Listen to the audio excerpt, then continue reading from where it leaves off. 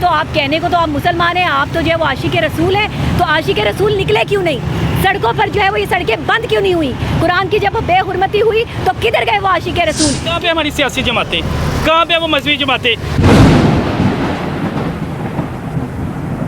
P T I کا جلسہ ہوتا ہے, پورا مینار پاکستان بھر جاتا ہے, مولانا فضل الرحمان اپنے وہ ملے نکال لیتے ہیں. جہاں تک لوگ بات کر رہے ہیں کہ پاکستان میں وہ واضح کہاں ہیں, وہ مذہبی جماعتیں کہاں ہیں, مذہبی جماعتیں احتجاج بھی کر رہی ہیں اور مطالبہ بھی کر رہی ہے کہ فرانس کے اور سویڈن کے سفیر کو ملک بدر کیا جائے, چاہے تحریک لبیک ہو. سویڈش لا کی میں بات کروں گا, جہاں پہ ایک کتے کو بھی اگر مارا جائے تو اس کا جو ہے قانونی طور پہ اس کے اوپر جو ہے وہ معاملہ چل پڑتے ہیں, عدالتوں میں بلایا جاتا ہے. ہم کب تک ذاتوں پاتوں میں جو ہے وہ بٹے رہیں گے؟ کب تک ہم جو ہے وہ مسلمان ہونے کے دعوے دار رہیں گے؟ اور کب تک ہم جو ہے وہ اپنے قرآن کی بے حرمتی جو ہے وہ کرواتے رہیں گے؟ کب تک ہم اپنے آخری نبی جن پہ نبوت ختم ہو جاتی ہے ان کی بے حرمتی کرواتے رہیں گے؟ اور کب تک یہ جو غیر مسلم ہیں وہ مسلمانوں پر انگلیاں اٹھاتے رہیں گے؟ بدلے کا زمانہ لاکھ مگر قرآن نہ بدلا جائے گا, ہے قول نبی ہے قول خدا فرمان نہ بدلا جائے گا. شاہوں کو بدلتے دیکھا ہے, شاہی کو بدلتے دیکھا ہے, اسلام کی کشتی کا لیکن سلطان نہ بدلا جائے گا. اسلامو فوبیا کا ذکر صرف ایک ہی لیڈر نے کیا, اور مجھے یہاں یہ بتاتے ہوئے کوئی یار نہیں ہے کہ عمران خان وہ واحد لیڈر تھا جس نے جا کر یونائٹڈ نیشن میں ان لوگوں کے سامنے جو ہے وہ اسلام کی بات کی اور اسلامو فوبیا کا دن جو ہے وہ ریکمینڈ کروایا. ہم جو ہے ہماری ریڈ لائنز کراس کی جاتی ہیں تو ہم باہر نکلتے ہیں, ہم آتنک مچا دیتے ہیں, گاڑیاں جلاتے ہیں, شیشے توڑتے ہیں. 2 ارب مسلمانوں کی غیرت یہاں اگر ختم ہو جاتی ہے کہ فرانس کو اس بغیرت کو نکالیں گے تو ہماری اکانومی ڈسٹیبل ہو جائے گی, سویڈن کے اس بغیرت کو نکالیں گے تو ہمارا ملک جو ہے ڈیفالٹ ہو جائے گا. سویڈن کا جو سفارت خانہ ہے بالفور بند کیا جائے, گستاخ کے ٹکڑے ٹکڑے کیے جائیں گے, کتوں کو ڈالے جائیں گے. بسم اللہ الرحمن الرحیم. غیرت ہے بڑی چیز جہانے تگو دو میں.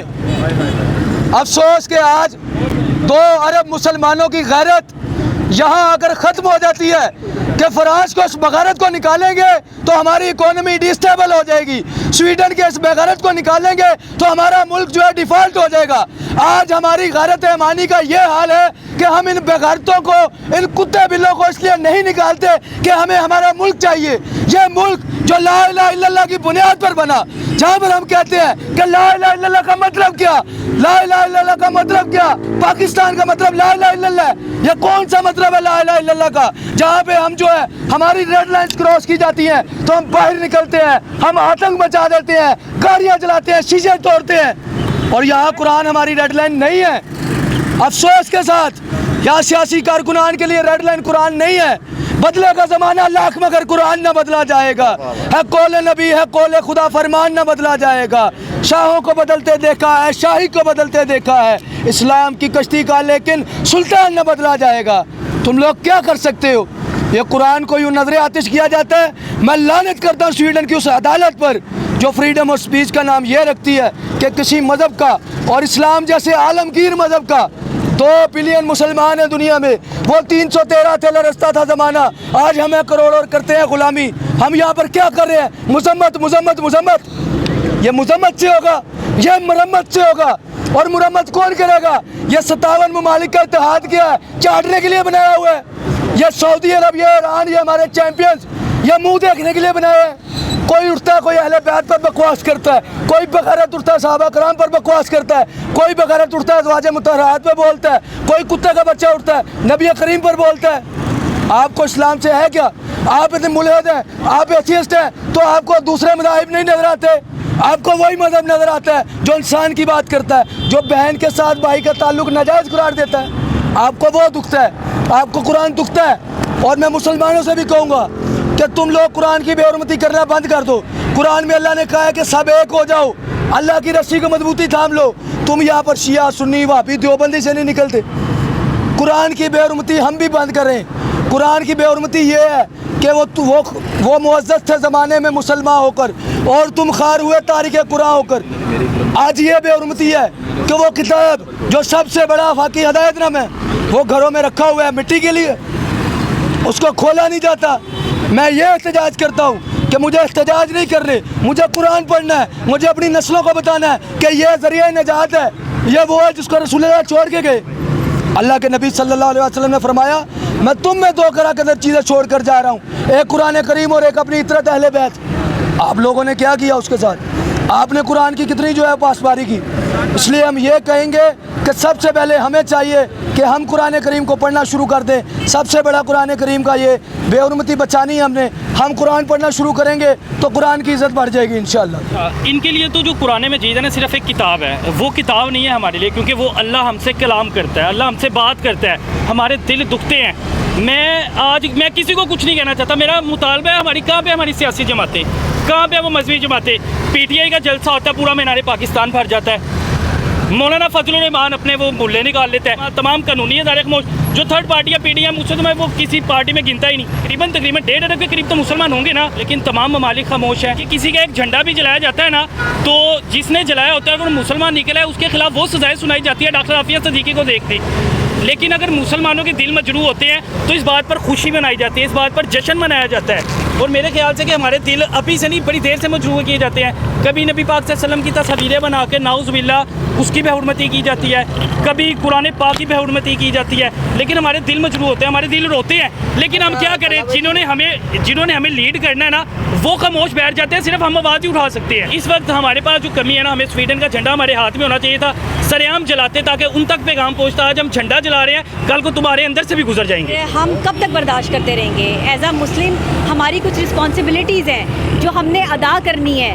यहाँ पर कहने के तमाम मुसलमान हैं, सैयद भी हैं, मिर्ज़ा भी हैं, अफ़गान भी हैं, लेकिन मुसलमान कितने हैं? कभी गिनती से अगर आप गिने तो आप उंगलियों पे गिन सकते हैं कि मुसलमान कितने हैं। हम कब तक ज़ातों पातों पे जो है वो बटे रहेंगे?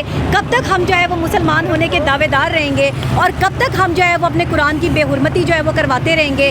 कब तक हम अपने आखिरी नबी जिन पे नबूवत ख़त्म हो जाती है उनकी बेहुरमती करवाते रहेंगे? और कब तक ये जो गैर मुस्लिम है वो मुसलमानों पर उंगलियां उठाते रहेंगे?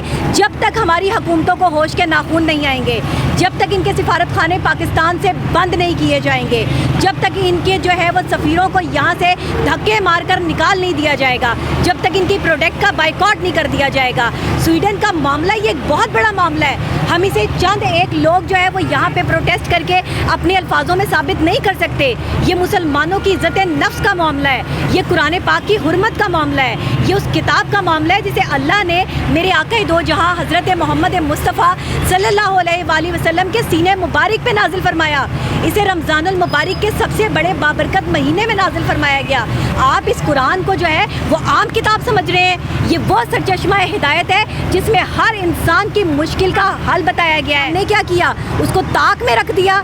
उस पर आप अभी अपने घरों में कुरान पाक को खोल कर देखें, चंद एक गिनती पर मैं गिन सकती हूँ कि चंद एक लोगों की बजाय जो है तमाम लोगों के कुरान पाक के गिलाफ के ऊपर मट्टी जमी होगी। ये है मुसलमान, ये है आज के पाकिस्तानी मुसलमान, ये है हमारे पूरी दुनिया में मुसलमान कि जो अपने सामने बेहुरमती होते हुए देख रहे हैं। हम YMA young media association Pakistan, ये तमाम मेरे भाई जो इस टाइम मेरे साथ खड़े हैं, मेरी बहनें जो यहाँ पर मौजूद हैं, तमाम मीडिया जो यहाँ पर आया है, हम सब इसकी मजम्मत कर रहे हैं। हम सब के दिल जो है वो खून के आंसू रो रहे हैं और क्या झंडे जलाने की बात करते हैं। जब भी इस्लाम की बात आती है तभी इस्लामोफोबिया का जिक्र आ जाता है। इस्लामोफोबिया का जिक्र सिर्फ एक ही लीडर ने किया और मुझे यहाँ ये बताते हुए कोई यार नहीं है कि इमरान खान वो वाहिद लीडर था जिसने जाकर यूनाइटेड नेशन में उन लोगों के सामने जो है वो इस्लाम की बात की और इस्लामोफोबिया का दिन जो है वो रिकमेंड करवाया। ये तो आप कहने को तो आप मुसलमान हैं, आप तो जो है वो आशिक रसूल हैं, तो आशिक रसूल निकले क्यों नहीं? सड़कों पर जो है वो ये सड़कें बंद क्यों नहीं हुई? कुरान की जब बेहुरमती हुई तो किधर गए वो आशिक रसूल? किधर गई वो जमातें जो बहुत ज़्यादा जो है? किस चीज़ का जुमा? आपने किस चीज़ का इंतज़ार करा? तो जो है वो प्रोडक्ट को यहाँ पे बंद किया गया अभी तक, और ना ही स्वीडन के सफ़ीर को यहाँ से निकाला गया, ना सिफारत खाना बंद हुआ। लेकिन आज के एहतजाज के बाद हम ये एहतजाज की कॉल फिर देंगे और जब तक देते रहेंगे जब तक ये स्वीडन का सफ़ीर और स्वीडन का सिफारत खाना यहाँ से बंद नहीं हो जाता।